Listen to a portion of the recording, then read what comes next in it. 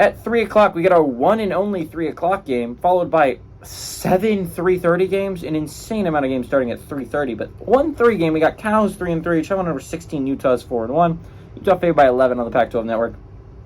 Sam Jackson, the fifth for Cal's, gone 51-96, thrown for 556 yards. Not great through 6 games, not even averaging 100 yards per game. Thrown 5 touchdowns, 2 interceptions. Jaden Ott on the ground has had 96 carries for 556 yards and 5 touchdowns. Jaden Ott's an actual playmaker. Jeremiah Hunter's had 31 catches for 339 yards and 4 touchdowns. Nate Johnson's had gone 30 of 72, thrown for 499 yards. You know how I was saying 556 bad? This is worse. He's thrown for 3 touchdowns, 0 interceptions. I guess he's not throwing picks. This is arguably the worst quarterback battle of the day. It's not great. Jaquindon Jackson's had 39 carries for 239 yards. Money Parks had 11 catches for 160 yards and 2 touchdowns. Utah and Cal are weirdly enough tied all time in the series, 6-6. Last game went to Utah in 2019.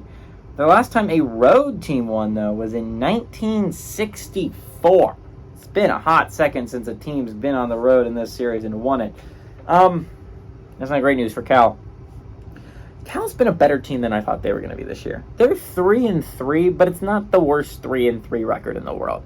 The loss to Auburn hurt because it was a game you arguably should have won.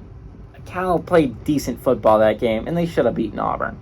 And then the last game against Oregon State kind of hurts because you played some really good offense in that game. Just your defense couldn't get it done.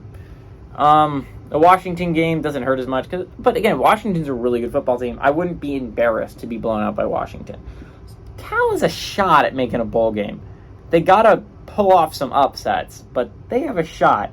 I think what's really interesting here is Cal's defense has been anemic this year. It is a bad defense.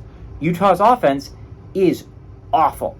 Last time we saw them out, they were just looked like they were throwing up all over themselves against Oregon State. It was bad. But as I said earlier in the game, in these videos, and I feel like it's going to be it's a mantra of mine that's going to last for these next couple of weeks. Beware of teams off a bye, especially if they're a team like Utah. Utah's had 2 weeks to prepare for Cal. They should have an offensive game plan and how to beat Cal's defense, which is already not very good.